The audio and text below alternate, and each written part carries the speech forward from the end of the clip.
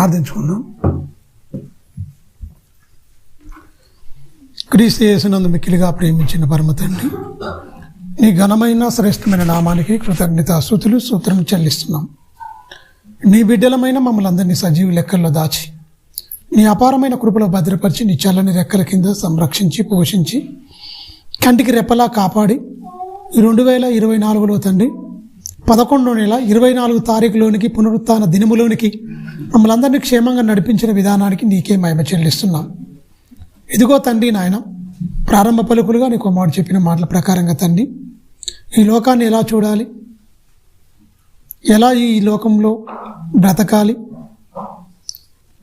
అని సొలొమోను జీవితాన్ని ఉటంకిస్తూ చక్కని విషయాలు మరి నీ కుమారుని ద్వారా మాకు వినిపించిన విధానానికి నీకే మహిమ చెల్లిస్తున్నాం తండ్రి. ఈ 2వ వర్తమానాన్ని కూడా తోడుగా ఉండండి. చెప్పబోతున్న నన్ను మరుగుపరచండి.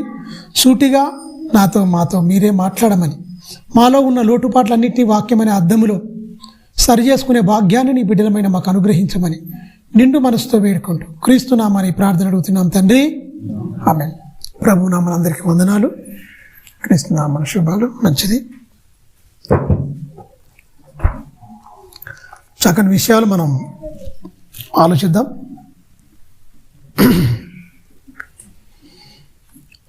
యెషయా గ్రంథము 51వ అధ్యాయము. యెషయా గ్రంథము 51వ అధ్యాయము 15వ వచనం కింది లైన్. యెషయా గ్రంథము సైన్యములకు అధిపతియగు యెహోవా ఆయనకు పేరు. నేను ఆకాశమును నేను స్థాపించినట్లు, భూమి పునాదులు వేయినట్లును నా జనము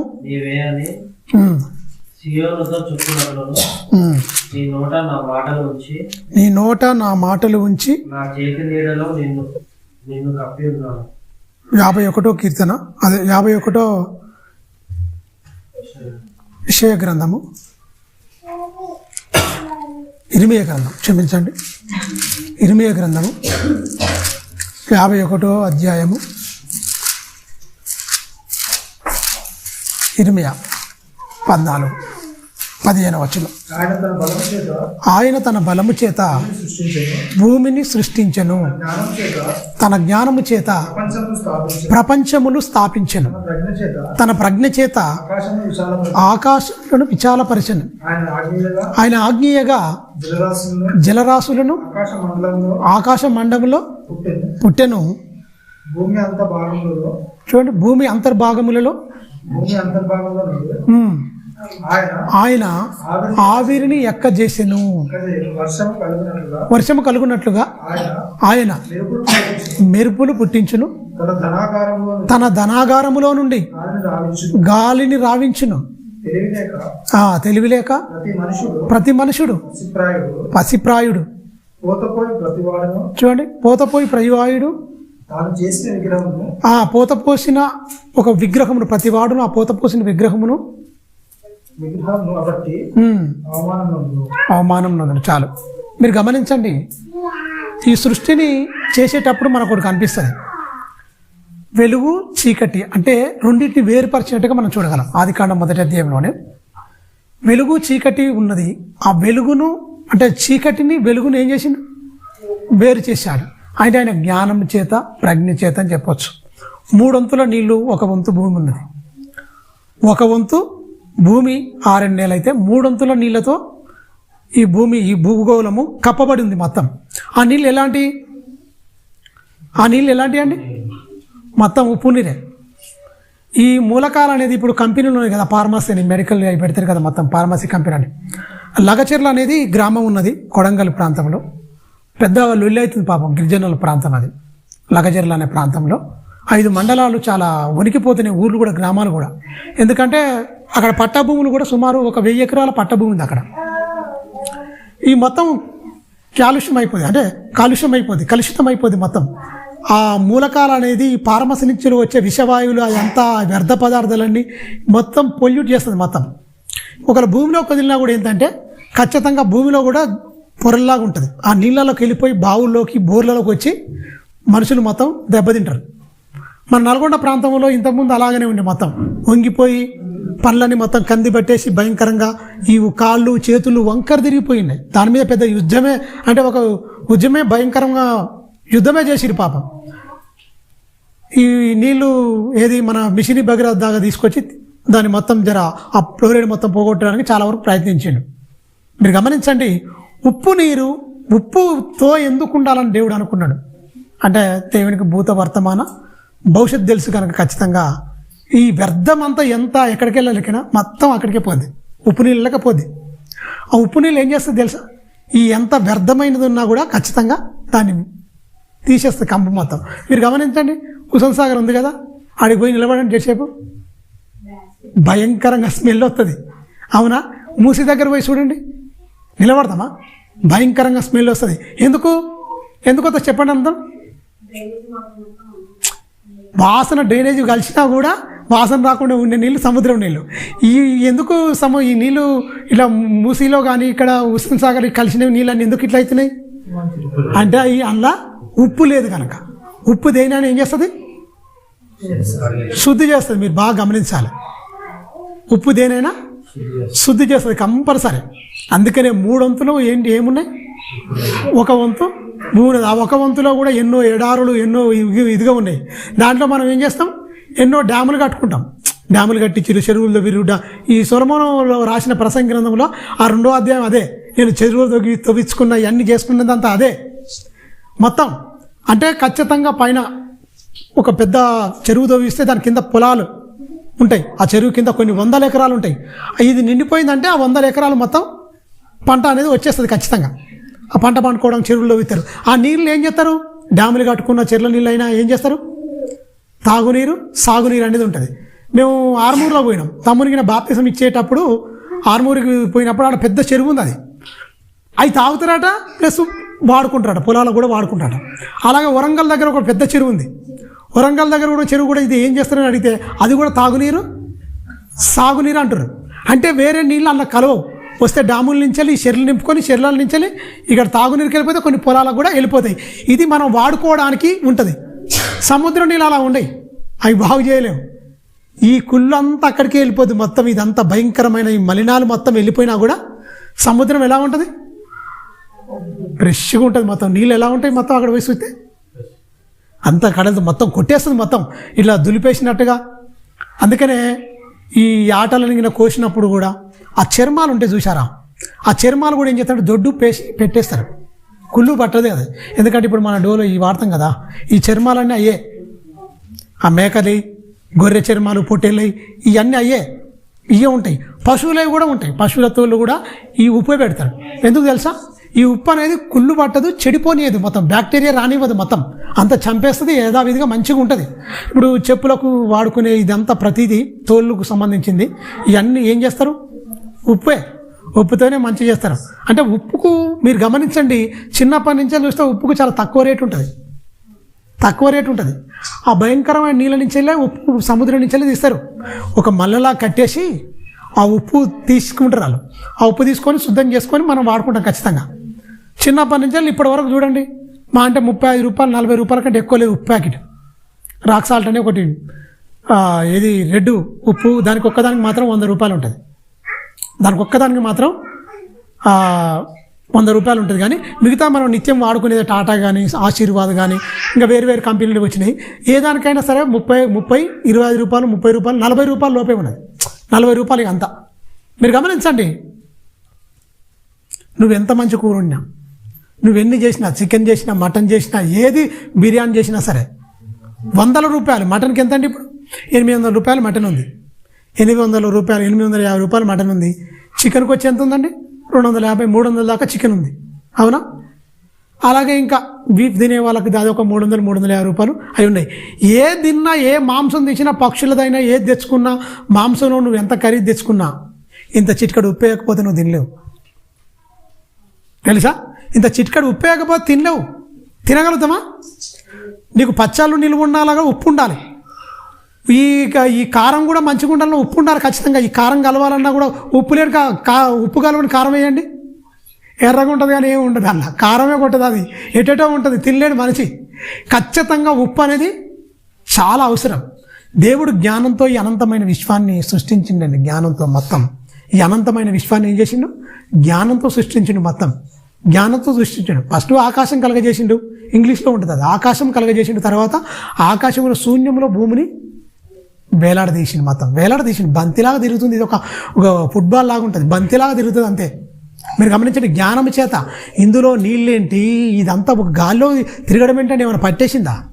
జ్ఞానం చేత. దేవుని మాటకు ఆ భూమి శూన్యంలో వేలాడుతుంది కానీ కింద పడిపోదు, అలా తిరుక్కుంటూనే ఉంటుంది. దాని కక్షలో అన్నిటికీ కక్ష ఉంది, భూకక్షలో అది తిరగాలి అంతే. అన్నిటి కక్షలు ఉన్నాయి మొత్తం. మీరు గమనించండి, ఏది అతిక్రమించలేదండి ప్రకృతిలో దేవుడు చేసిన దాంట్లో. అతిక్రమించేది మాట ఈనందు వలయ అంటే ఎవరండి?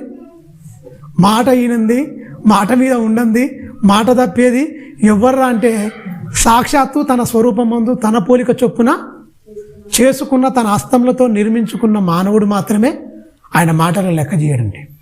మీరు గమనించండి, ఈ అనంతమైన విశ్వం ఆయన కోసమా అండి? ఈ పశువులు ఆయన కోసమా? పక్షులు ఆయన కోసమా? మేకలు, మనం తినే ప్రతిది అనుకోండి. ఒక్కొక్క దాంట్లో 500 రకాల ఏంటట అరటి పండ్లట. మనం 1, 2, 3 రకాలే తెలుసు, 500 రకాలు ఉన్నాయట. టమాటా కూడా అట్నే ఉందంట. మామిడి పండ్లు ఇన్ని రకాలుగా ఎన్ని జాతులుగా ఉన్నాయి మీరు గమనించండి. విత్తనములు ఇచ్చు చెట్లు తమ తమ జాతి ప్రకారం తమలో ఫలమిచ్చు ఫలవృక్షములు భూమి మొలిపించుగా కానీ మాట అన్నాడు. అన్ని మొరాయించకుండా మనకు కావాల్సింది మొత్తం వచ్చేసింది, కానీ ఒకటి మొలవకుండా ఉందా?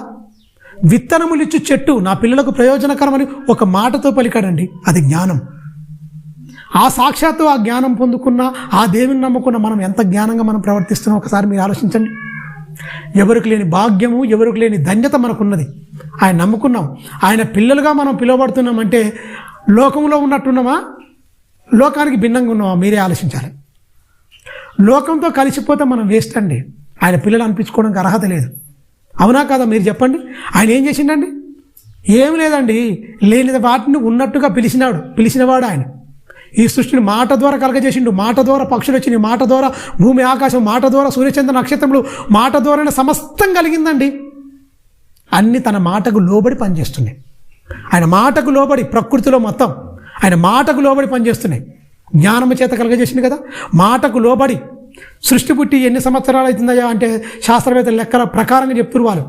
1800 కోట్ల సంవత్సరాలు అవుతుండొచ్చు సుమారు అనుకుంటుంది. ఎక్కువనే అవుతుండదు. ఇన్ని కోట్ల సంవత్సరాలు అప్రాక్సిమేట్గా చెప్తున్నారు, సుమారుగా చెప్పుకుంటారు వాళ్ళు. మీరు గమనించండి, కాలం ఎవడు చెప్పలేడు అసలు. మనిషి ఊహకే అందరి స్థితిలో ఉందండి. ఎప్పుడు జరిగింది ఏంటి? సృష్టి క్రమమే కొన్ని కోట్ల సంవత్సరాలు కావచ్చు అసలు. ఇదంతా అనంతమైన విశ్వాన్ని తన జ్ఞానం చేత భవిష్యత్తులో నా పిల్లలకి ఇదంతా కావాలని, ఇదంతా చూడండి ఎన్ని రోగాలు వస్తాయని తెలుసు దేవునికి.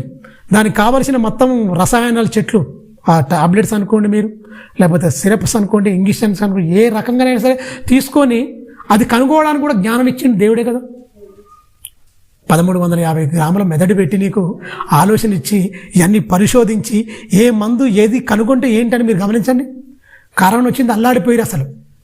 కనుగొనేదాకా ఏం బిక్కు వచ్చిందన్న వరకు వాడు గుండె అదిరిసిపోయి చచ్చిపోయాడు. అది వచ్చిందని తెలిసిన వెంటనే అదురుకొని చచ్చిపోయారండి. ఇక ధైర్యంగా ఉన్న వాళ్ళు బతికిరు అనుకోండి, ధైర్యం కోల్పోయిన వాళ్ళు చచ్చిపోయారు. మియాపూర్లో అయితే ఒక లాయరు ఆయనకు వచ్చిందా ఇట్లా వస్తుందని చచ్చిపోతుంటే ఆయనే నన్ను ఇట్లా మంచిగా సమాజ్ చేయరని ఆ మాట విని అల్లీలు చచ్చిపోతే చూసుకొని ఆయన ఉరిపోసుకొని చచ్చిపోయాడు. తెలుసా, నేను మంచిగా ఉన్నప్పుడు చచ్చిపోతే నన్ను మంచిగా తీసుకుపోయి పెడతారు, ఇలా వస్తే ఖచ్చితంగా అందరు చచ్చిపోతారు, నేను కూడా కరోనా వస్తే ఇట్లా చచ్చిపోతే నన్ను ఎవరు ముట్టుకోరేమో అని భయానికి చచ్చిపోయినాడు. మీరు గమనించండి, గాలి విలువ ఏందో అప్పుడు తెలిసి వచ్చింది. మొత్తం హాస్పిటల్ మొత్తం ఏమైపోయినాయి, స్పందించిపోయినాయి. మొత్తం ఏమైపోయినాయి, మొత్తం ఎక్కడ ఆక్సిజన్ లేక సిలిండర్ లేవని, ఎక్కడ బెడ్లు లేవు. లక్షల రూపాయలు ఇస్తామయ్యా మాకు ఒక బెడ్ అంటే అన్నీ హౌస్ఫుల్ అయిపోయినాయి మొత్తం. ఏ హాస్పిటల్ని ఖాళీగా ఉందా? ఎక్కడ చూసినా కూడా ఏమైనా ఖాళీ లేవు. Green zone, red zone, orange zone అని జోన్లు లెక్క ప్రకటించుకొని ఎక్కడ మొత్తం బ్లాక్ చేసుకోరు. అప్పుడు గాలి విలువ తెలిసి వచ్చింది. అవునా? అసలు పీల్చుకొని వదిలిపెట్టారు. రోజుకి ఎంత అండి? ఒక సిలిండర్కి అప్పుడు ఎంత వేసిరు కాస్ట్? గంటకు 1500 2000 వేసిరు. ఒక రోజుకి 24 గంటలు అంటే మీరు లెక్కేసుకొని ఎన్ని పైసలు కట్టాలి? ఒక రోజుకే 1000 రూపాయలు అయిపోతున్నాయి అంటే 60 ఏళ్ళు నీకు జీవితం ఇచ్చింది, 70 ఏళ్ళు నీకు జీవితం ఇస్తే నువ్వు పీల్చుకునే గాలికి ఎంత కట్టగలవు? గాలికి ఎంత కట్టగలవు? ఆయన ఇస్తున్న సూర్యుని వేడి నుంచి ఏం కట్టగలవు? ఆయన ఇస్తున్న నీళ్లు, సముద్ర నీళ్ళు తాగమే. ఆయన గొప్పతనం ఏం దొరికినా, జ్ఞానం ఏం దొరికినా మనం బోర్ వేసుకొని ఆ బోర్లో మోటార్ పెట్టేసి ఆ మోటార్ ఖచ్చితంగా కరెంటు అవన్నీ పంపించి అక్కడి నుంచి వెళ్ళి మనం ఏం చేస్తాం, విద్యుత్ కనెక్షన్ ఇచ్చేసి, కరెంటు కనెక్షన్ ఇచ్చేసి, పైపులు మళ్ళీ బిల్డింగ్ పైపుకు మనం ప్లంబింగ్ చేసుకొని పైపులు ఇస్తే అక్కడ డబ్బా పెట్టుకొని ఇక్కడ ఒత్తితే అక్కడి నుంచి వెళ్ళి పైకి వెళ్ళి పై నుంచి వెళ్ళి ఇళ్ళకి వస్తుంది. ఇది టెక్నాలజీ, మానవ జ్ఞానం. ఉప్పు సముద్రాలు వేడెక్కించి నీకు కంటికి కనపడతాయా? ఆ నీళ్లు ఉప్పు భయంకరమైన నీళ్ళయి అవి ఆవిరిగా మొత్తం మారిపోయి మేఘాల్లోకి వెళ్ళిపోయి మళ్ళీ శుద్ధ జలంగా ఫిల్టర్, మనం అంటాం కదా మినరల్ వాటర్, జనరల్ వాటర్ అని. వాటర్ ప్లాంట్ పెట్టుకున్నామండి, మనం ఈ నీళ్ళు మందంగా ఉన్నాయి తాగలేకపోతున్నాం. మినరల్ వాటర్, జనరల్ వాటర్ అని ఇప్పుడు వచ్చింది, కొంతకాలం ఏమి లేకుండే. ఈ దరిద్రం అంత వచ్చింది కంటే కాళ్ళ నొప్పులు, కీళ్ళ నొప్పులు, బొక్కలు అరిగిపోతున్నాయి, ఇవి అరిగిపోతున్నాయి, అవి అరిగిపోతున్నాయి, మొత్తం నడవలేకపోతున్నాం అంటారు. ఆ నీళ్ళు తాగితేనో తాగనట్టు ఉండదు. ఈ నీళ్ళు మందం అయిపోయినా గొంతు పట్టేసినట్టు తాగలేడు మనిషి. అంటే అంతకు ఇదైపోయింది మొత్తం. అప్పుడున్న మనుషులు వేరు, అప్పుడున్న కథ వేరు. ఇప్పుడు మొత్తం ఏం చేశారు, అన్నిట్లలో మొత్తం ఇదైపోయింది. కానీ దేవుడు చూడండి, ఉప్పు నీళ్ళే, మనం వద్దు అనుకున్న నీళ్ళే ఆ నీళ్ళ మొత్తం ఏం చేసింది, మొత్తం మినరల్ వాటర్గా నీకు మార్చి చక్కగా కుంటల్లోకి, చెరువుల్లోకి, డామిల్లోకి, నదుల్లోకి చక్కగా పంపిస్తుంది. దేవుని జ్ఞానం అంటే అది. ఇంత తెలుసుకున్న జ్ఞానం తెలుసుకున్న మనిషి ఈ లోకానికి ఉప్పు విలువ చెప్పింది తెలుసా? ఆ ఉప్పుకు తక్కువ రేటే. నువ్వు ఎన్ని కూరగాయలు తీసుకున్నా, నువ్వు ఎంత వండుకున్నా ఉప్పు లేకపోతే, అందుకని లోకంలో ఒక మాట అంటారు, అన్నీ వేసి చూడు నన్ను వేసి చూడు అంటదట. అంటే అన్నీ వేసినా కూడా ప్రయోజనం ఉండదు, ఇది వేస్తేనే నాలుకకు రుచి, తినడానికి ఆహ్లాదక, అంటే మంచిగా ఉంటుంది తింటందుకు. అందుకని ఒక మంచి మాట చెప్తుంది చూడండి, ఇంత జ్ఞానం కలిగి అన్నీ చేశాను కదా నాయన, మీరు కూడా లోకానికి ఉప్పు. 3 వంతుల నీరుంది, ఆ 3 వంతుల నీరు మనం తాగే నీరు కాదు, పనికిరాన్నే. కానీ ఆ నీళ్ళే మొత్తం ఏమైపోతాయి, మళ్ళీ ఆవిరై వెళ్ళిపోతాయి. మీరు గమనించండి. అందుకనే 5:13 చూడండి, 5:13 చూడండి, మీరు లోకమునకు ఉప్పు అయి ఉన్నారు. ఉప్పు సారం కలిగి ఉంటేనే మంచిగా ఉంటుంది. ఉప్పు నిస్సారం అయితే అది దేని వలన సారం పొందును? అది దేని వల్ల సారం పొందును? అది బయట పారవేయబడి మనుషుల చేత తొక్కబౌటకి కానీ దేనికి పనికి రాదు అంటుండు. ఉప్పు సారం, ఉప్పు సారం దేనివల్ల వస్తుందండి? ఉప్పు సారం దేనివల్ల వస్తుంది? మడులుగా చూడలేదా? ఉప్పు తయారు చేసేటప్పుడు సముద్రం మడులుగా కడతారు మొత్తం, అవన్నీ వస్తాయి. దాన్ని తీసుకుంటారు, గుంజుకుంటారు మొత్తం. ఒక ఇట్లా ఉండి ఇట్లా ఒక పారలాగానే ఉంటుంది పెద్దగా, ఇలా గుంజి ఇలా తీసుకుంటారు, మడులు కట్టుకుంటారు, ఇట్లా పెద్దగా ఇట్లా కట్టేసి ఆ నీళ్ళు సపరేట్గా ఉంచుతారనమాట. మీరు గమనించండి, ఉప్పు సారం దేని నుంచి పొందుతుంది అంటే సూర్యుని నుంచి పొందుతుంది. సూర్యరశ్మి దాని మీద పడడం వల్ల ఉప్పు సారం తీసుకుంటుంది, గట్టిగా అయిపోద్ది మంచిగా. ఆ గట్టిగా అయిపోయిన తర్వాత మంచిగా కూర్చుకొని దాన్ని చక్కగా శుద్ధి చేసుకొని ప్యాకెట్లలో పెట్టేసి మనకు అమ్ముతుంటారు. దేనివల్ల సారం పొందుతుంది? అగ్ని వల్ల సారం పొందుతుంది. అదేది సూర్యరశ్మి నుంచి వెళ్ళి ఖచ్చితంగా అది వస్తుంది. ఆ సూర్యరశ్మి నేరుగా పడదు. ఓజోన్ పొర అనేది ఒకటి ఉంటుంది. ఓజోన్ పొర ఈ భూమికి మొత్తం, ఈ అంతరిక్షానికి మొత్తం నేరుగా సూర్యకిరణాలు మన మీద పడకుండా సూర్యరశ్మి ఆ వేడిని ఏం చేస్తుంటే వడగట్టి మనకి ఇస్తుంది. మన మీదనే సరే నేరుగా పడ్డాయనుకో మనకు చర్మ వ్యాధులు వచ్చి మొత్తం క్యాన్సర్ వచ్చి చచ్చిపోతాడు. అందువల్ల ఈ ఓజోన్ పొర అంటే చిన్న లేయర్ లాగానే ఉంటుంది, మొత్తం ఉంటుంది. అది మొత్తం వడగట్టి సూర్యరశ్మి భూమి మీద పడితే మంచిగా దాని మీద పడే వరకు అది ఏం పొందుతుంది? సూర్యరశ్మి నుంచి వెళ్ళి సారం తీసుకుంటుంది. ఆ సారం మనకేమైపోతుంది? రుచి వస్తుంది. అది లేకపోతే సారం లేదు. అగ్ని వల్ల సారం పొందకపోతే సారం ఉండదు. అది మనుషుల చేత బయట పారవేయబడి మనుషుల చేత తొక్కబడే కానీ మరి దేనికి పనికి రాదు అని చెప్తుండ్రు. ఎవరు? సాక్షాత్తు యేసుక్రీస్తు కొండ మీద ప్రసంగంలో మాట్లాడతారు. సాక్షాత్తు యేసుక్రీస్తు కొండ మీద ప్రసంగంలో మాట్లాడతారు. బాప్తిసం తీసుకుని అరణ్యంలో ఉండి 40 రాత్రులు 40 పగలు అక్కడ ఉండి అది ముగిసిన తర్వాత సాతాను చేత శోధింపబడిన తర్వాత ఆయన వచ్చి కొండ మీద ప్రసంగం చేస్తున్న సందర్భమే. మీరు బాగా గమనించాలి. సారం అంటే లోకానికి ఒక ఉప్పు ఎంత గొప్పదో మీరు లోకానికి అంత గొప్పగా ఉండాలి అంటే మీరు గమనించండి. కుళ్ళుతోని కుతంత్రంతోని ఎంత కుళ్ళునైనా పారదోలేది ఒప్పుకున్న గుణలక్షణాలు. మనిషిలో హృదయ అంతరంగాల్లో కుళ్ళు కుతంత్రముతో కల్మషంతో నిండిపోయిన మనిషిని నువ్వే బాగు చేయాలి. ఒక పచ్చళ్ళు పెట్టిరనుకో, ఊరగాయలు పెట్టుకోండి, ఏదైనా సరే, నిమ్మ పెట్టుకుంటారా, ఉసిరి పెట్టుకుంటారా, మామిడి పెట్టుకుంటారా, పళ్ళ పచ్చడి, రకరకాలుగా ఆల్ మిక్సింగ్ కూడా పెడుతురు.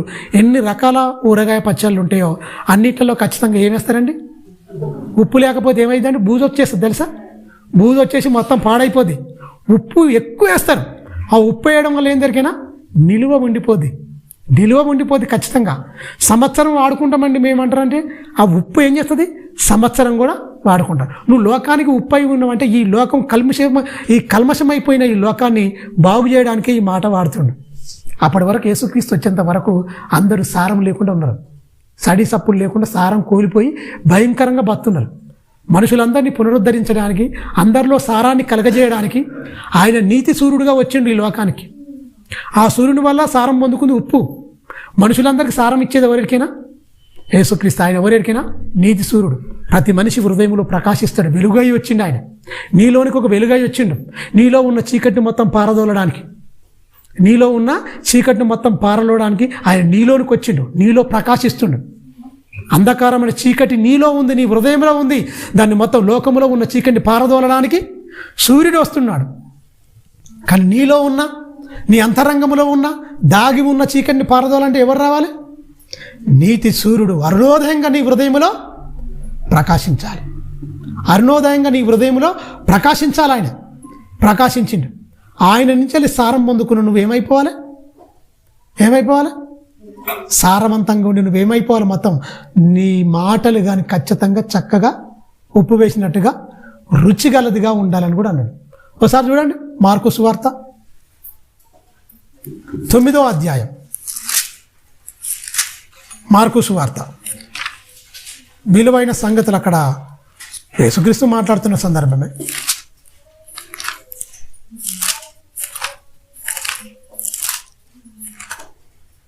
మార్కు సువార్త 46 చూడండి.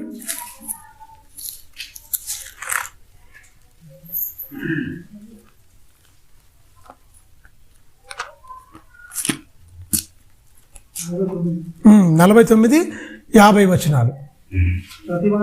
ప్రతివానికి ఉప్పు సారము చూడండి, అగ్ని వలన కలుగుతుంది అంటుండు. ఉప్పుకు సారం కలిగేది ఏంటి?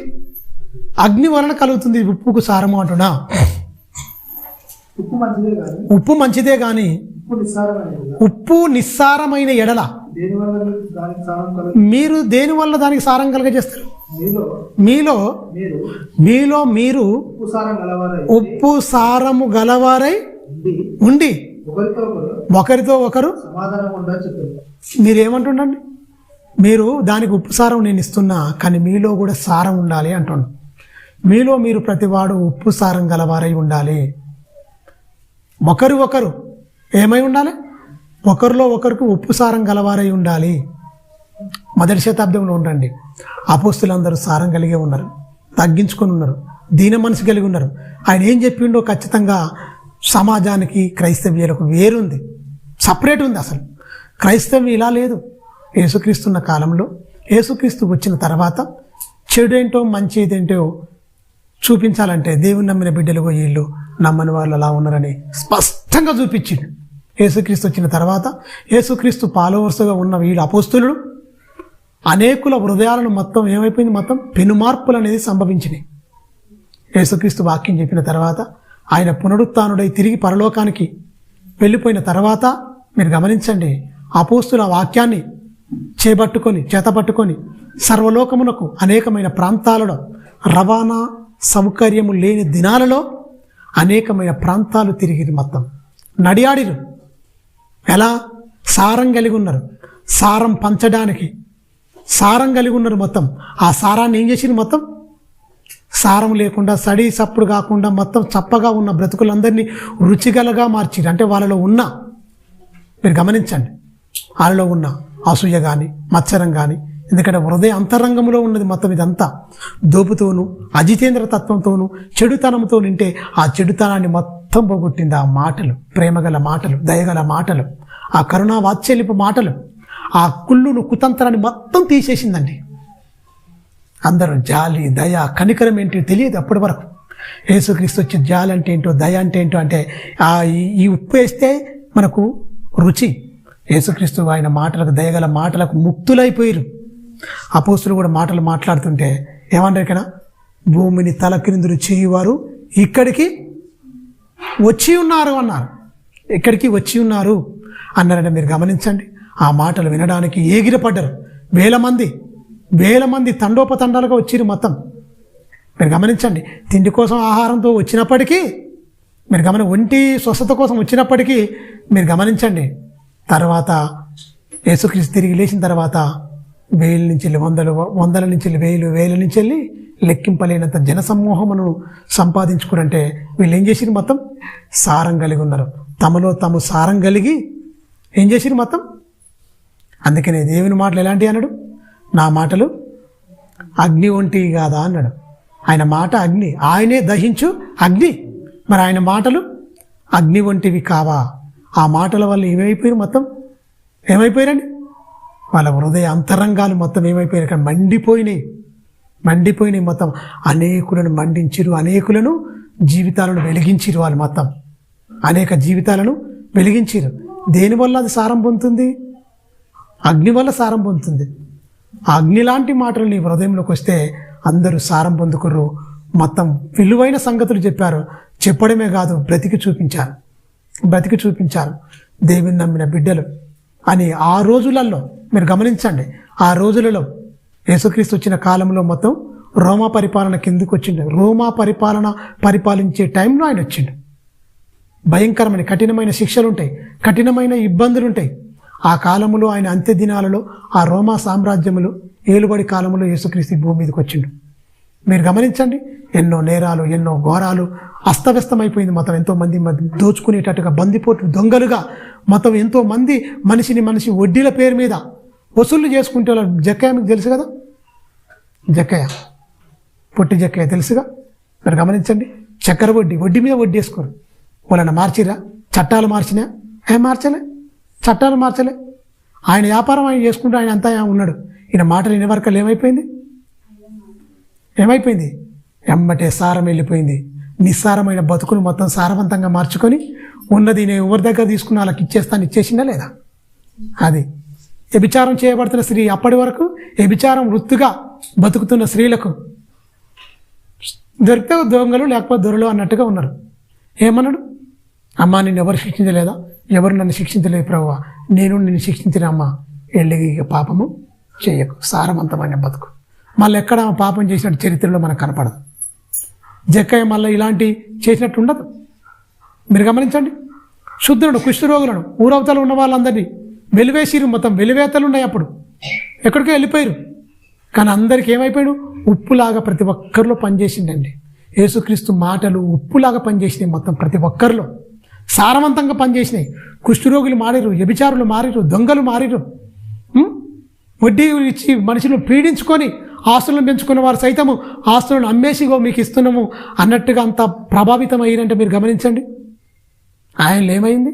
సారవంతంగా ఉండి అనేకులను సారవంతులుగా చేసి నిస్సారమైపోయిన బతుకులను పడవేసి బయట పారవేసి తొక్కబాటుగా దేనికి పనికిరాని బతుకులను ఏం చేసిండు? మళ్ళా విలువలేని బతుకులకు విలువనిచ్చాడు యేసుక్రీస్తు వచ్చి. మీరు గమనించండి.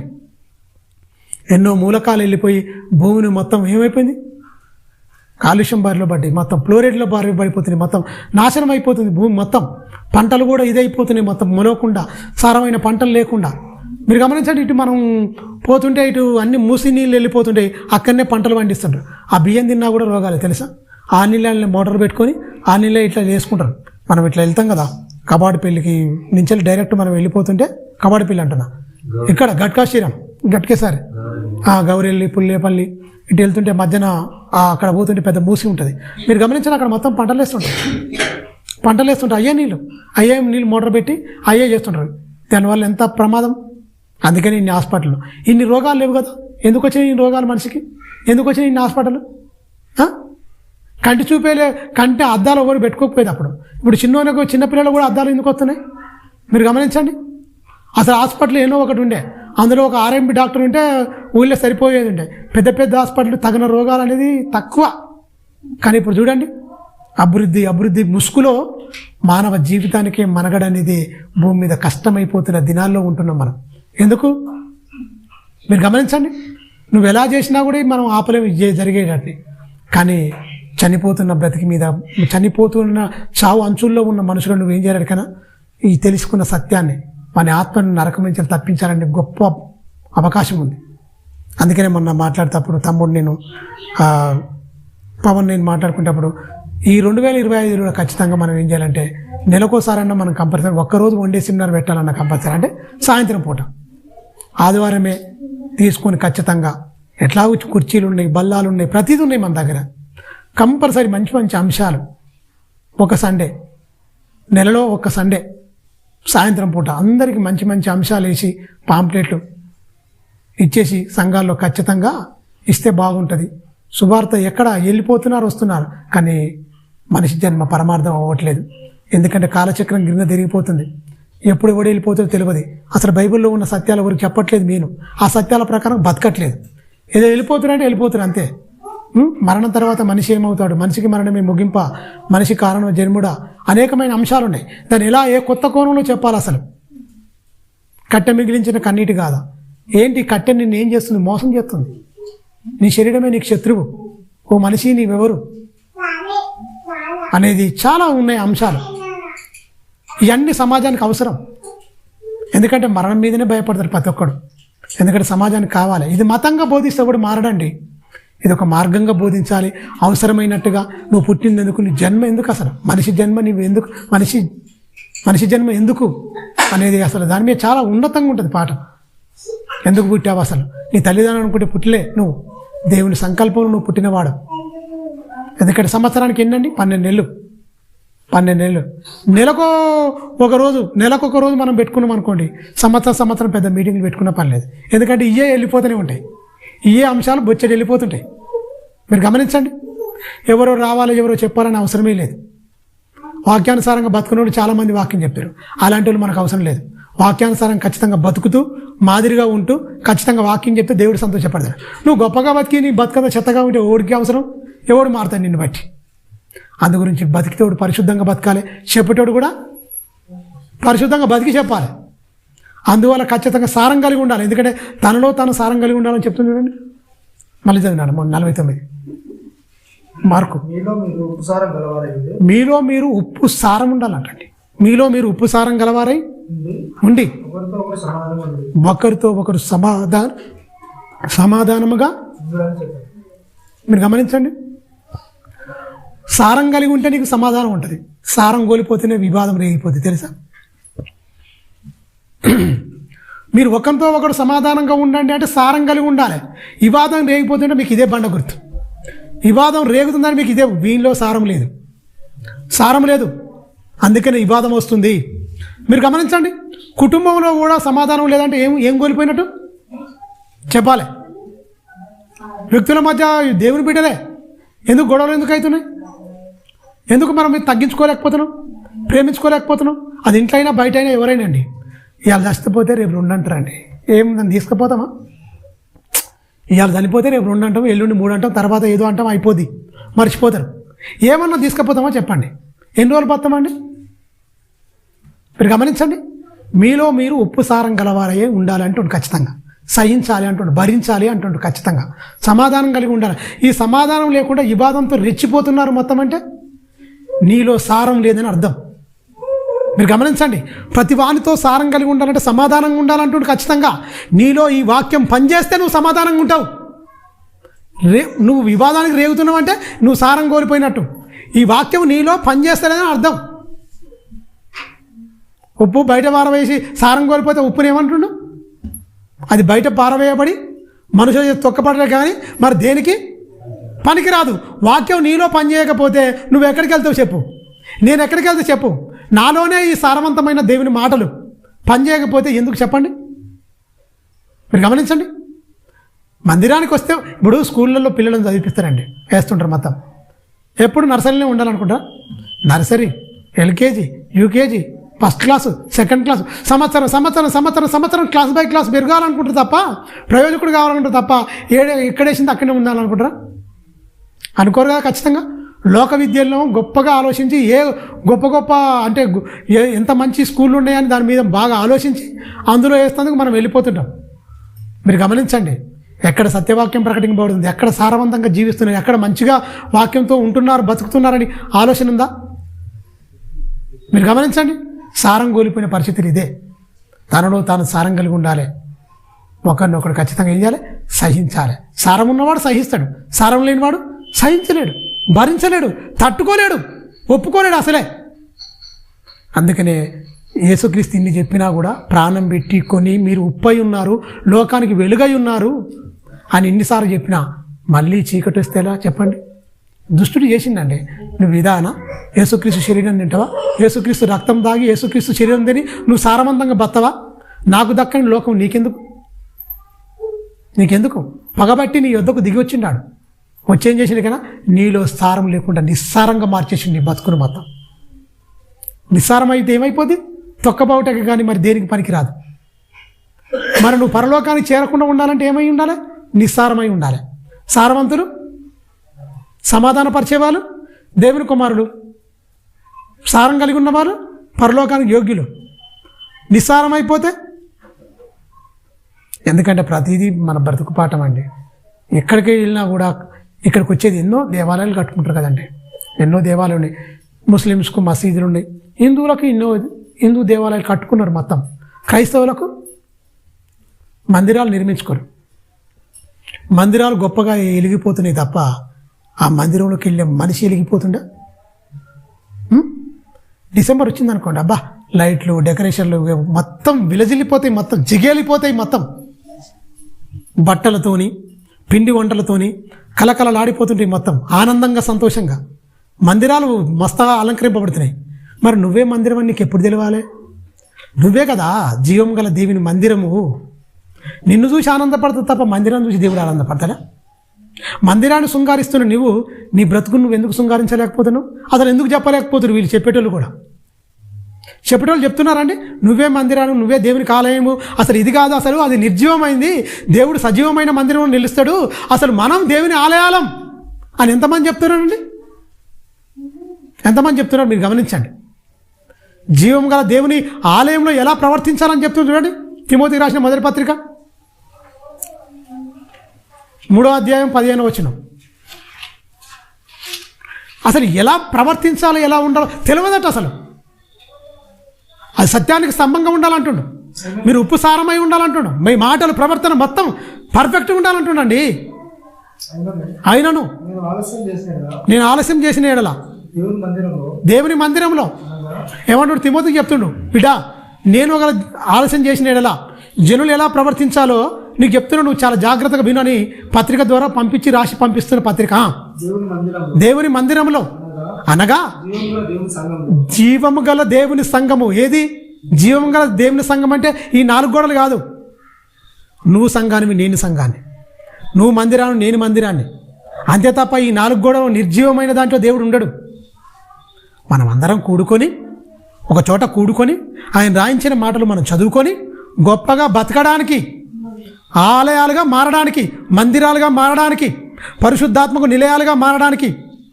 నేను ఒక ఆలస్యం అయిందనుకో నాయన, జీవము గల దేవుని మందిరంలో జనులు ఎలాగా ప్రవర్తించవలనో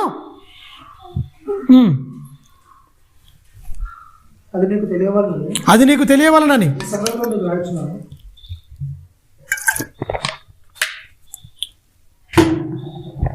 ఈ సంగతులను నేను రాయిచున్నాను.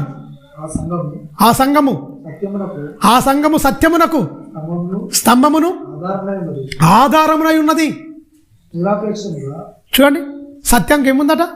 సత్యానికి ఆ సంఘంకి ఏముందట? సత్యమునకు స్తంభము ఆధారమై ఉన్నది. అందరు చెప్తారు సత్యమే అంటారు, అందరు కోరికలు చంపుకోలేకపోతారు. సత్యం ఉన్న దాంట్లో కోరికలు ఉండవు తెలుసా? సత్య సంబంధమైన సంఘములో కోరికలు, ఈ లోకాశలు ఇవన్నీ పెంచరండి అసలు. మీరు గమని అన్ని సత్యానికి సంఘం ఉన్నాయా? మరి ఈ మాట ఎందుకు చెప్తుండు? ఆ సంఘం ఎలా ఉండాలంటుడు? సత్యానికి స్తంభమునై ఉండాలి, దానికి ఆధారమై ఉండాలి అంటుండు. దేన్ని ఆధారం చేసుకుంటారండి? డబ్బును ఆధారం చేసుకుంటారు, ధనాన్ని, ఈ మందిరం అంటే గొప్ప గొప్ప స్థలాలను ఇవన్నీ చేసుకుని ఆధారం చేసుకొని ఇదిగా ఉంటారు. కానీ సత్యానికి స్తంభముగా ఆధారం ఎక్కడుంది? ఉందా? లేదు కదండి. మీరు గమనించండి. మనిషికి నచ్చేటట్టుగా బోధ చేస్తారు తప్ప దేవునికి నచ్చేటట్టుగా మనుషులు బతున్నారా? సరి చేయబడుతురా? మీరు గమనించండి. ఇక్కడ మనం బతుకులు మార్చుకోకపోతే, ఇక్కడ మనం సరి చేయకపోతే ఎక్కడ మనం సరి చేయబడం. ఎందుకంటే చెప్పే నా చేతిలో ఉంది గ్రంథం, జీవ గ్రంథం, వినే మీ చేతిలో ఉంది. ఖచ్చితంగా విని ఇక్కడికి వచ్చిన తర్వాత మన బ్రతుకులు మారాలి, మన జీవితాలు పరివర్తన రావాలి. ఖచ్చితంగా లోకానికి మనకు సపరేట్గా వేరే ఉండాలి.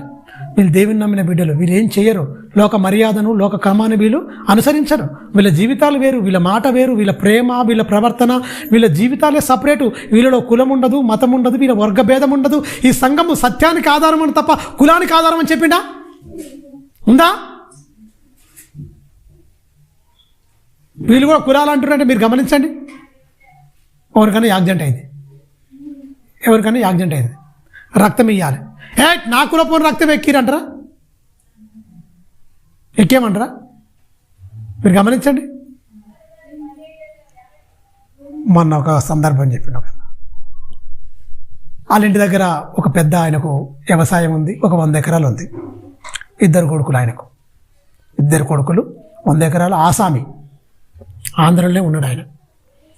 అయితే ఆయనకు యాక్సిడెంట్ అయింది, రక్తం బాగా పోయింది. పోయే వరకల్లా అలా కొడుకులు ఉన్నారు, 2 కొడుకులు. రక్తం ఆయనకు సూటబుల్ అవ్వట్లేదు. రక్తం వీళ్ళకు ఈయనకు వస్తుంది. ఆయన గ్రూప్ తండ్రి అయినప్పటికీ పిల్లల గ్రూపులు వేరే ఉంటాయి కదా, రక్తం బ్లడ్ గ్రూప్. 2 సూట్ అవ్వట్లేదు. ఈయన చెక్ చేసిరట. మరి ఏంటి ఆయన రక్తంకి సంబంధించిన గ్రూపు రావాలి ఏంటి అనే వరకల్లా వాళ్ళ ఇంటికాడ పని చేస్తోడు కూడా చూడండి మరి ఇంత ఉందంటే ఎవరైనా పర్లేదు తీసుకురమ్మంటే ఈయన కూడా పోయి చెక్ చేసినట. ఆ పనోడు రక్తం సూట్ అయిందట, పనోడు రక్తం ఆయనకు సూట్ అయిందట, ఒకే గ్రూప్ అట. తీసిరట. మరి ఏంటి ఏం కథ అంటే ఇక అప్పుడు బతకాలి కదా ఖచ్చితంగా. తీసిరట, ఎక్కించాడు రక్తం. మంచిగా ప్రాణం నుంచి బయటకు వచ్చిందట. ఇంటికాడ పని చేస్తేందుకు వచ్చినప్పుడు ఈ యజమాని అంటే ఆయన మునుపటి లెక్కనే అన్నాడట, మాట అంటారు కదా, యజమాని ఉన్నప్పుడు ఒక మాట అంటారట. అనేవరకల్లా నేను పని చేయనండి, పని చేస్తానంట. ఏరా ఎన్నోసార్లు అన్నావు, నువ్వు పడ్డావు, నా ఇంటికాడ ఉన్నావు, పని చేసినావు, కానీ ఇప్పుడు ఎందుకు రానంటున్నావు రా అన్నట. నా రక్తమే నన్ను నీచంగా తిడుతుంది, నీలో ఉన్న రక్తం నాది, నేను రాను నీ పనికిగా, నేను రాను. నీలో ఉన్న రక్తము ఇలా నిలబడి నన్ను నీచంగా మాట్లాడుతుంది, నీ దగ్గర నేను పని చేయనిగా రానిగా అని అన్నట. మీరు గమనించండి. ఆడ ఏ కులమైనా ఏ మతమైనా ఈ రక్తం తీసి ఈ కులం ఉందని ఎక్కిస్తారా? ఒకరి నుండి ప్రతి జాతి మనుషులను పుట్టించడానికి బైబిల్లో ఉంది. ఒక జాతి నుండి, జాతులు అంటే శ్వేత జాతీయులు, తెల్ల జాతీయులు, బ్లాక్, నల్ల జాతీయులు. ఈ కలర్ను బట్టి జాతులు ఉన్నాయి తప్ప కులాలు లేవు. జాతులు ఉన్నాయి, కులాలు లేవు. కులం అనేది కుంపటి మన భారతదేశంలోనే ఉంది, బయటికి పోతే ఎక్కడ ఉండదు తెలుసా. ఈ కులం అనేది ఇక్కడనే ఉంటుంది. మీరు గమనించండి. క్రైస్తవ సంఘంకి వచ్చిన తర్వాత కులాలకు స్థావు ఉండకూడదు, మతానికి స్థావు లేదు. ఇదొక మార్గం. ఇది మతంగా బోధిస్తున్నారు. కులానికి అంటే కులతత్వం వచ్చేసింది సంఘంలో కూడా. సత్యానికి స్తంభంగా ఉండాలంటాడు, ఆధారమై ఉండాలంటాడు. కానీ ఇక్కడికి ఏమొచ్చింది? కులం వచ్చేసింది, కుల ఆధిపత్యం వచ్చేసింది. అగ్రకులం నుంచి రక్షింపబడ్డాడు కనుక గొప్పగా వాక్యం చెప్తాడు. వాడు ఎంత చెత్తోడైనా సరే చెప్పినా బాగుంటుంది. అగ్రకులమా? ఎవడన్నాడు? నేను బ్రాహ్మణుడు అండి. అయితే ఆ బ్రాహ్మణుడే దౌర్భాగ్యుడి కులాలని తీసుకొచ్చి పెట్టాడు తెలుసా. ఆయన చెప్తున్నట్టు వాక్యం బాగా అర్థమవుతాడు జనాలకు. వెళ్ళిపోతూ ఉంటారు. మీరు గమనించండి. మొన్న చెప్తున్నాడు ఒక ఆయన, పాపం వైఎస్ రాజశేఖర్ కొడుకుండగా జగన్ వాళ్ళ మీద కేసేసి వాళ్ళు చెల్లిపోయి జాగల మీద రకరకాలుగా. మీరు గమనించండి. అన్ని అబద్ధాలు మాట్లాడుతున్నా అనిల్ కుమార్. ఆయన 2 పెళ్ళి తెలుసా. భార్య బతుకున్నా ఇంకో భార్యను చేసుకోవద్దు. ఈమె భర్తను వదిలిపెట్టింది, ఆడు భార్యను వదిలిపెట్టి వీళ్ళిద్దరు పెళ్లి చేసుకోరు. ఈ వాక్యం చెప్పే హక్కులేదు నాకు తెలుసా. ఆయన కూడా ఇలాంటి వాళ్ళు వాక్యం చెప్తే బలోమని పోతారు 1000 మంది. అసలు చెప్పడానికి నీకు సత్యం ఆధారం ఉందా? మొదటి భార్య బతుకున్నప్పుడు పెళ్లి చేసుకోమని ఉందా? బైబిల్లో ఉందా? ఉంటే ఏమైపోతాడు? వ్యభిచారివి అన్నాడు. ఆమెకు పిల్లలు ఉండరు తెలుసా, బిడ్డ ఉంది. ఏంటి వీళ్ళందరూ బోధకులు, వీళ్ళందరూ గొప్పోళ్ళు. వాళ్ళ దగ్గరికి 1000 మంది పోతారు. వీళ్ళందరూ అసత్య సంబంధం అండి, ఒక్కరెళ్ళరు. సత్యానికి ఆధారమై ఉండాలి, దానికి సంగమై ఉండాలి. ఏం చెప్పుకుంటారండి? అబద్ధాలు చెప్పొచ్చా? మైనింగ్ మీద ఎందుకు వచ్చింది, ఎందుకు చెడిందని వీళ్ళ మీద అంటే ఒక ఆయన చెప్పిండు, బాబు ముఖ్యమంత్రి కాగానే ఆయన దగ్గరికి పోయిరట, మరి నేను పాదయాత్ర చేసిన అన్ని చేసిన, మరి నాకు కోరిక ఉంది చెప్పు అన్నాడు. ఏంటమ్మా చెప్పు అన్నట. అనవరకల్లా మంగళగిరి దగ్గర 200 ఎకరాలు ఉంది, నా పేరు మీద రాయమందట. నేను రాజకీయంగా నేను వచ్చి ఇదాం అనుకుంటే నేను ఒక 30 ఏళ్ళ దాకా నేను సుపరిపాలన మంచిగా ఇవ్వాలనుకున్నా. నేను వద్దమ్మా, నేను అది రాసియను, ఇది ఎప్పటికీ నాకు కలంకము అని వద్దని చెప్పినాడు. నేను పదవిలో ఉంటే వీళ్ళకి ఎవరికి పదవులు ఇస్తే వేరువేరుగా అయిపోతాయని మీరు ఎవరు ఉండొద్దని ముందే చెప్పినాడు. పాపం ఆయన ముందే చెప్పినాడు, మీరు ఎవరికి పదవులు ఇయ్యను, నా నుంచి మీరు ఏదో ఆశించొద్దు, ప్రజలకు సేవ చేద్దాం, మనకేమైనా తక్కువ ఉందా, మన తండ్రి పేరు నిలబెడదాం అన్నీ చెప్పిండు. పాపం మీరు గమనించండి, అన్నీ చెప్తే ఇప్పుడు ఏమైంది మీరు గమనించండి. వైఎస్ రాజశేఖర రెడ్డి ఉన్నంత కాలం ఈ చంద్రబాబు నాయుడు పడకపోయేది. చంద్రబాబు నాయుడు సంకల జోరి ఈయన తిట్టితా ఉంది పాపం సొంత అన్ననే. నువ్వు దేవుని నమ్మిన బిడ్డవే కదా, నీ అన్నను నీ వదినను విపరీతంగా తిడుతుంటే నీకు ఎట్ట నిద్రపడుతుంది అసలు? వీళ్ళు క్రైస్తవులా? చాలా ఇబ్బంది అనిపించింది మొన్న. అయ్యో పాపం పేదలకు చాలా మంచిగా చేసిండు, మెనూ ప్రకారంగా చేసిండు, మంచి ఫుడ్ పెట్టిండు, 2,70,000 కోట్లు ప్రజలకు మొత్తం ధనాన్ని పనిచేసిండు, అకౌంట్లకు పంపించిండు కదా, పాపము సుపరిపాలన అందించిండు కదా. జగను వాళ్ళ తండ్రి పేరు నిలబెట్టాలని ఒక దేవుని మనసు అర్థమైన వాడు, పేదలకు మంచి సన్నబియ్యం పెట్టాలి, మంచిగా వాళ్ళకి ఏమేమి ఇవ్వాలి మెనూ ఇచ్చిండండి. పాపం ఏ ముఖ్యమంత్రిని చేయని పథకాలు అందించిండు పాపం ఆయన, నవరత్నాలని. మీరు గమనించండి విపరీతంగా. అంటే ఒక క్రైస్తవ కుటుంబంలో కూడా ఇలా ఈ కల్లోలాలు లేచి ఇంత భయంకరంగా వెళ్ళిపోతున్నాయి. మీరు గమనించండి. ఆ సత్యానికి ఆధారం ఒక సంఘ బిడ్డగా సంఘములో ఉంటూ వాకింగ్ చెప్పుకుంటూ అబద్ధాలు మాట్లాడుకుంటూ ఒక ఆయన కౌంటర్ ఇచ్చిండండి. ఏమండి నువ్వు వాకింగ్ జీసస్ చాలా మంచోడు, నేను కూడా ఒక జర్నలిస్ట్ మాట్లాడతాడు, జీసస్ అంటే నాకు కూడా మంచిదే, ఆయన మంచి మాటలు చెప్తాడు, ఆ మాటలు మాట్లాడే హక్కు నీ భార్యకు లేదు, నీ భర్తకు లేదు. ఏం మనుషులు మీరు మనుషులా? మీరు క్రైస్తవులా? మిమ్మల్ని బట్టి దేవుడు చాలా బాధపడతాడు. అసలు జీసస్ చెప్పిండా ఇలా చెప్పిండా అబద్ధాలను అని ఇన్ని 100 ఎకరాలు అని ఆయన ఒక సీక్రెట్ బయట పెట్టాడు. ఏంటరికేనా? వైఎస్ రాజశేఖర రెడ్డి చెడ్డ పేరు తెచ్చి ఆయన నలిగిపోవడానికి ఇబ్బంది పడడానికి ఈమెనట మహాతల్లి కారణం. పెళ్లి చేసిండట అలా బామ్మారికే, వద్దని ఆయన మొత్తం అప్రతిష్ట పాలు చేసి ఇచ్చేసి మొత్తం తండ్రికి ఇబ్బంది పెట్టింది ఈమెనట. మళ్ళీ ఇంకోటి ఎరికేనా, ఆయన ఇంకోటి చెప్పిండు మొత్తం ఆ మైనింగ్ నాకు ఇయ్యమని చెప్పి మైనింగ్ రాపించుకుందట. బిడ్డ మీద విపరీతంగా ప్రేమ, విపరీతమైన ప్రతిపక్షాలు మొత్తం దుమ్మెత్తిపోసినాయి. వైఎస్ రాజశేఖర రెడ్డికి ఏం మచ్చలేకుండే. ఎప్పుడైతే ఆ మైనింగ్ ఈ అనిల్లు ఎప్పుడైతే ఎంటర్ అయిందో మచ్చబడిపోయింది, ప్రతిపక్షాలు మొత్తం దుమ్మెత్తిపోసినాయి. ఆయన జీవితంలో చెరగని ముద్ర పడిపోయింది మొత్తం. ఎందుకంటే మైనింగ్ బిడ్డకు అంటగట్టిన మొత్తం ప్రభుత్వానికి రావాల్సిన ధనం మొత్తం వీళ్ళు మొత్తం కొల్లగొట్టేసిరని భయంకరంగా ఇచ్చేసిరు. ఓ క్రైస్తవ కుటుంబం సత్యానికి ఆధారంగా ఉండవలసిన వీళ్ళు సంభాషణ ఉప్పు వేసినట్టుగా ఉండాలి, ఉప్పు లోకానికి మంచిగా ఉండాలి అని చెప్తుంటే ఏమైపోయాడు? ఆయన గర్వంగా చెప్పుకుంటే ఏమంటారికైనా, నేను బైబిల్ చదువుతా ప్రతిరోజు, నా దేవుడు ఆయనే, కానీ వేరే దేవుళ్ళని నేను వ్యతిరేకించను, నేను మాత్రం ప్రార్థన చేసుకుంటా, ప్రతిరోజు నేను బైబిల్ చదువుకుంటాను, నేను క్రైస్తవున్నే. పేదవాళ్ళకి ఎన్నో చేసింది పాపం. ఒక కుటుంబం రోడ్డుకి ఎక్కి అన్నిలో చోటుకి వెళ్ళిపోయి వాళ్ళందరికీ ఇస్తే ఇప్పుడు ఏబిఎన్ ఆంధ్రజ్యోతి ఉన్నాడుగా రాధాకృష్ణ, వాళ్ళ దగ్గర పోయి ఇచ్చి భయంకరంగా తిడుతుంటే ఆనందం, వీళ్ళకు ఆనందం. అంటే వీళ్ళు క్రైస్తవులా అండి? కాదు. ఎందుకంటే సత్యానికి స్తంభంగా నిలబడిన వాళ్ళు, అబద్ధాలు ఆడేటోళ్ళు ఎవరు కాదు. పెద్దవాళ్ళని చూసి 100 మందిని చూసి ఇది గొప్ప సంఘం అనుకుంటే భ్రమ. తెలుసా? ఈ ధనాపేక్ష కలిగిన వాళ్ళు, ఈ లోక జావనోళ్ళు, క్యారెక్టర్ లేనివాళ్ళు వాక్యం చెప్పొద్దు. నిజం, క్యారెక్టర్ లేనివాడు వాక్యం చెప్పొద్దు. ఏంటండి ఇదంతా? వాళ్ళని గొప్ప వాళ్ళని పొగుడుతుంటారు. ఇందరి నుంచి పెద్ద కులం నుంచి రక్షపడినాడు, ఈ కులం దగ్గరికి పోవాలి. కులాలు ఎక్కడి? బైబిల్లో కులాలు లేవు, ఈ మతం అనేది లేదు, మార్గం ఇది ఒక మంచి మార్గం. ఆ మార్గంలో ఎంత గొప్పగా ఉండాలి తెలుసా? గొప్పలను కూడా పడిపోతున్నారు. అంటే ఇక ఈ సామాన్యులు ఇక పడిపోవడానికి వాళ్ళని చూస్తారు, వాళ్ళే పడిపోతుంటే మనది ఏందని అందరూ ఈజీగా తీసుకుంటారు. దీన్ని కలంకులు అందరూ ఇంట్లోకి వస్తారు. ఆ కలంకం ఉండి కడుక్కొని మంచిగా బతకాలని బైబిల్లో చెప్తుంది. ఇందులోకి వచ్చి మొత్తం కలంకులు అయిపోయి దీనికి పరిశుద్ధ గ్రంథానికి ఏం చేస్తారు? కలంకం తీసుకొచ్చి పెట్టేస్తారు. ప్రియమైన దేవుని పిల్లల, అందుకనే అది సత్యానికి ఏమై ఉందా? ఆధారమై స్తంభమై ఉన్నది అంటుండు. ఆ సంఘంలో ఉండాలంటే జనుల ప్రవర్తన అంటుండు. జనుల ప్రవర్తన ఎలా ఉండాలి? చాలా జాగ్రత్తగా ఉండాలి. మీరు గమనించారు, చాలా జాగ్రత్తగా ఉండాలి. ఇందులోనే అండి, ఈ మందిరంలోకి వస్తే మనిషి ఎలా బతకాలి, ఎలా ఉండాలి, ఎలా జీవించాలి మొత్తం చెప్పేది ఈ గ్రంథమే. మనుషులందరూ సన్మార్గంలో నడవాలంటే ఈ గ్రంథమే, ఈ మాటలే.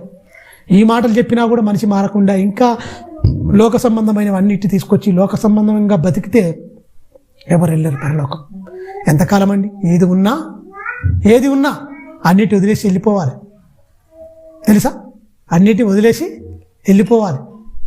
ఏది నీది కాదు. అందరినీ శాసించిండు వైఎస్ రాజశేఖర. కట్టుకున్న ఈ బిల్డింగ్లన్నీ, నివసిస్తున్న ఈ బిల్డింగ్లన్నీ ఆయన కట్టిన, ఆయన ప్రణాళికలనే వచ్చినాయి. ప్రతి పేదవానికి సొంతింటి కళ నెరవేర్చాలి అని ఆయన పెట్టిన ఈ పథకమే. ఈ బిల్డింగ్లలో మనం ఉంటున్నాం. తెలుసా? అందరి హృదయాల్లో ఉండి చాలామంది చచ్చిపోయారు కూడా.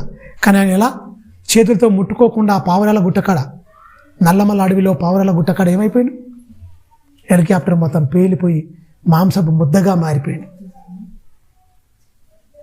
మీరు గమనించండి.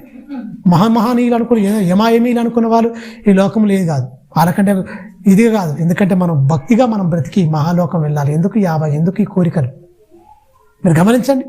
ప్రవర్తనతో ఉండాలి, మన సారంగా ఉండాలి. లాస్ట్ చూసుకుని ఒక వచనం చూసుకొని ముగించుకుందాం. కొలసీలకు రాసిన పత్రిక ఎలాంటి సారం కలిగి ఉండాలి, ఎంత గొప్పగా ఉండాలో మీరు గమనించండి. ప్రపంచాన్ని కలుషితం చేస్తున్న దాన్ని దేవుడు ఉప్పుతో పోల్చాడు అంటే మన మాటలు కూడా ఎలా ఉండాలో చెప్తుంది చూడండి. కొలసీ 4:5-6 వచనాలు.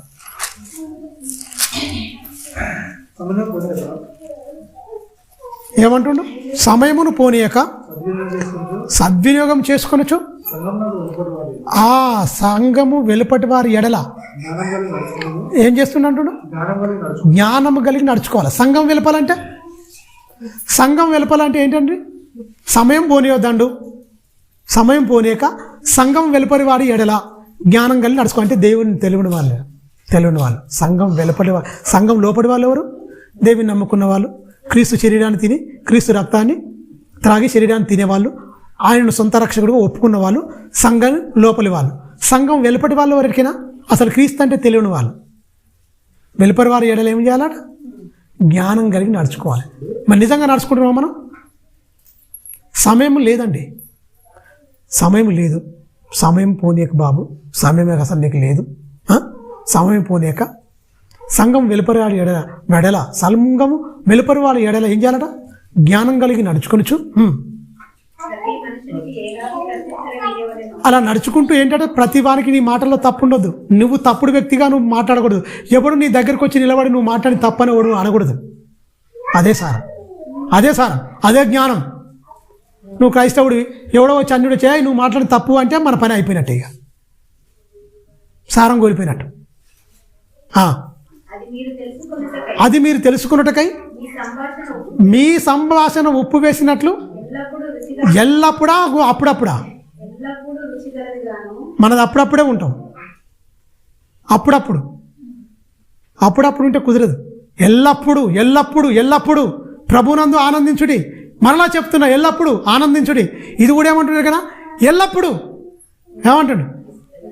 రుచిగలది గాను, ఎల్లప్పుడు రుచిగలది గాను, కృపా సైతముగా.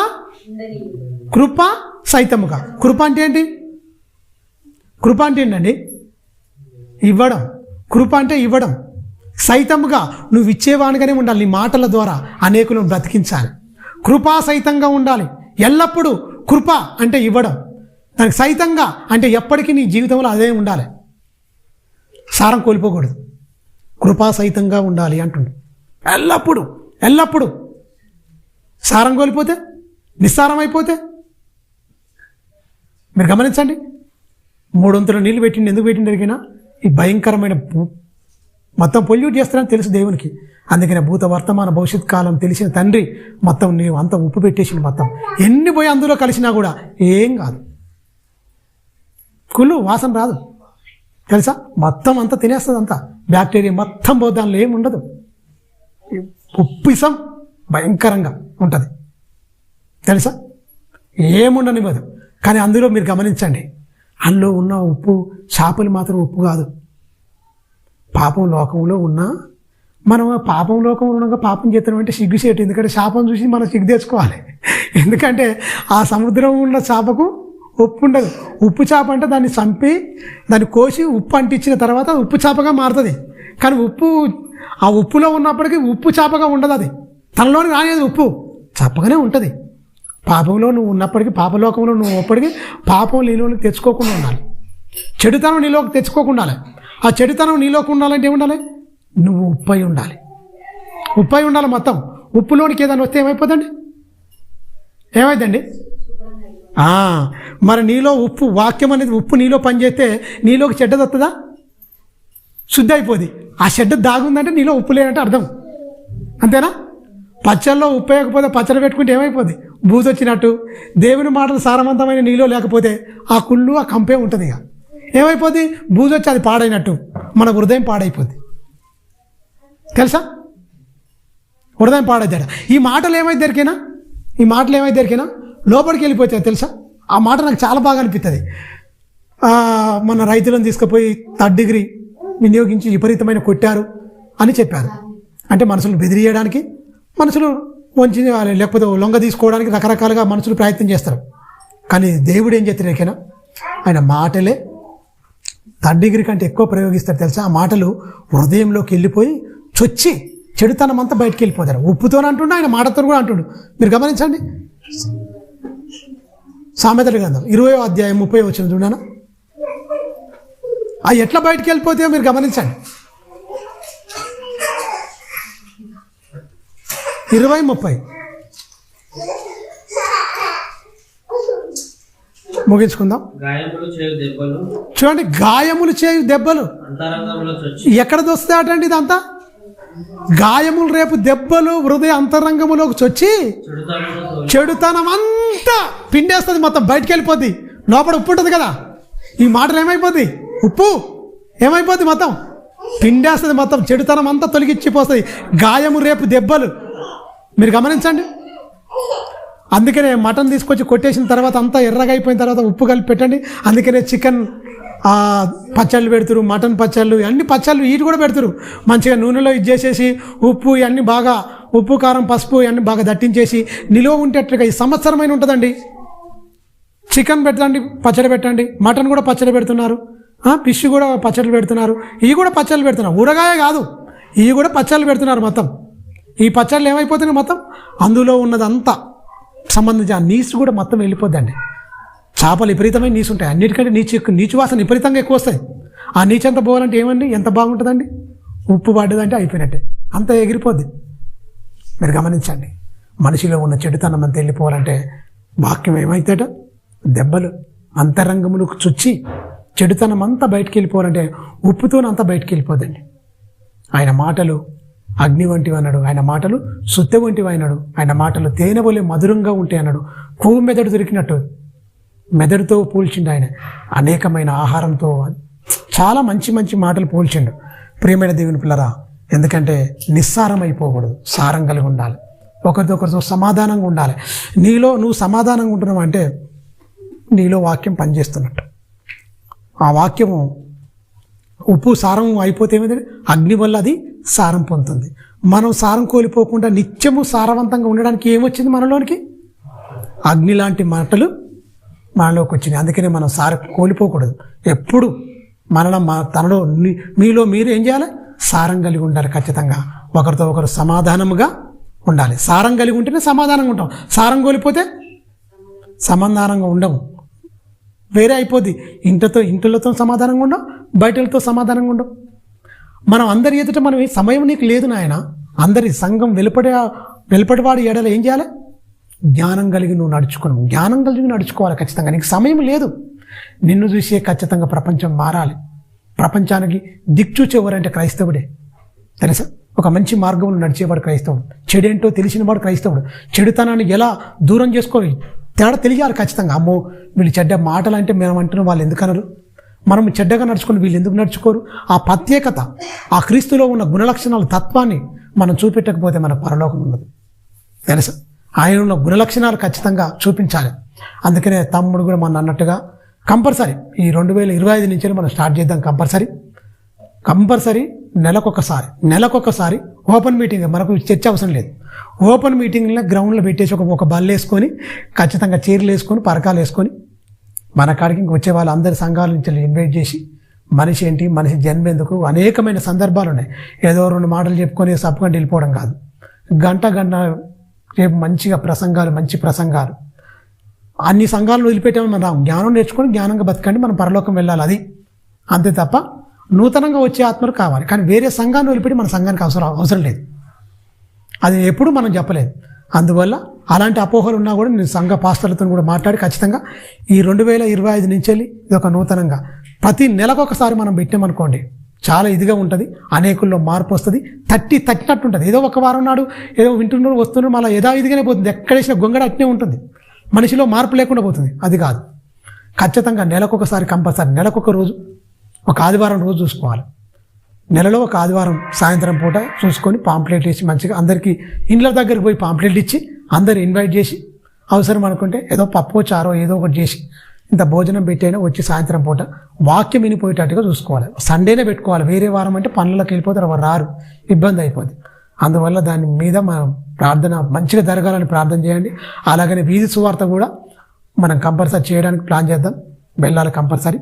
ఎందుకంటే కాలం అనేది వెళ్ళిపోతుంది ఖచ్చితంగా. ఈ వాక్యం సత్యము యేసుక్రీస్తు ఎవరో తెలియని వాళ్ళు చాలామంది ఉన్నారు, తెలిసినా కూడా ఆయన పరిచయం చేసింది వేరే కోణంలో పరిచయం చేశారు.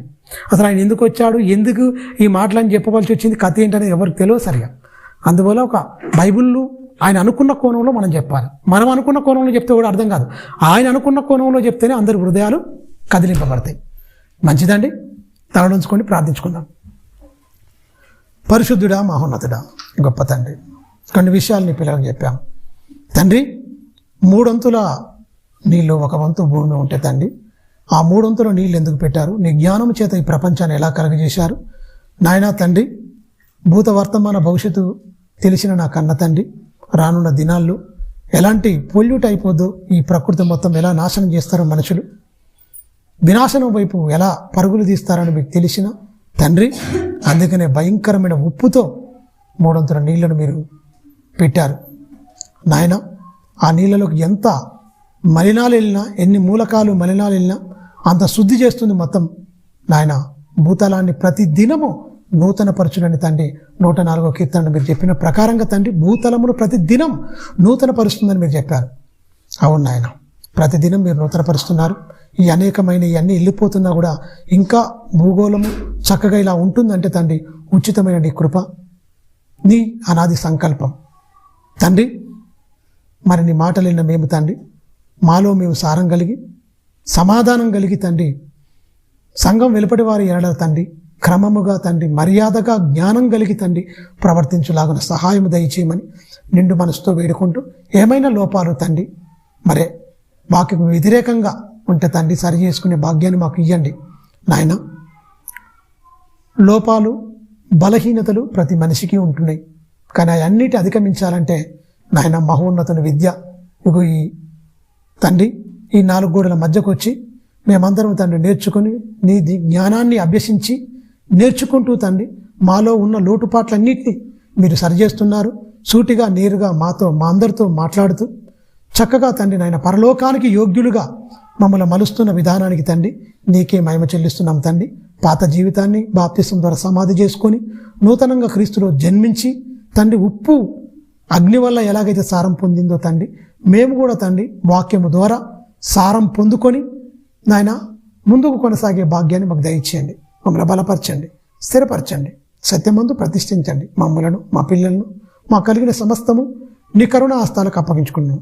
విన్నారు తండ్రి, విని విడిచిపెట్టేవారు కాకుండా నీ బిడ్డలు తండ్రి ఇన్న వాక్య ప్రకారంగా తండ్రి ప్రవర్తించి ఆ పరలోకానికి ప్రతి ఒక్కరూ అర్హత సాధించే అట్టి భాగ్యము అట్టి ధన్యత నీ బిడ్డలమైన మా అందరికి దయచేయమని నిండు మనసుతో వేడుకుంటూ నీ కరుణ హస్తాలకు మమ్మలను మా కుటుంబాలను మా పిల్లలను నీ దయగల హస్తాలకు అప్పగించుకుంటూ క్రీస్తునామని ప్రార్థన అడుగుతున్నాను తండ్రి, ఆమేన్. మన తండ్రి అయిన దేవుని ప్రేమ, కుమారుడైన యేసుక్రీస్తు వారి కృప, పరిశుద్ధాత్మ దేవుని అన్యోన్య సహవాసం సదాకాలం మనందరికీ తోడై ఉండి సర్వసత్యం నడిపించి సత్యమందు ప్రతిష్ఠించునుగాక. ఆమేన్. అందరికీ ప్రభునామన వందనాలు, శుభములు.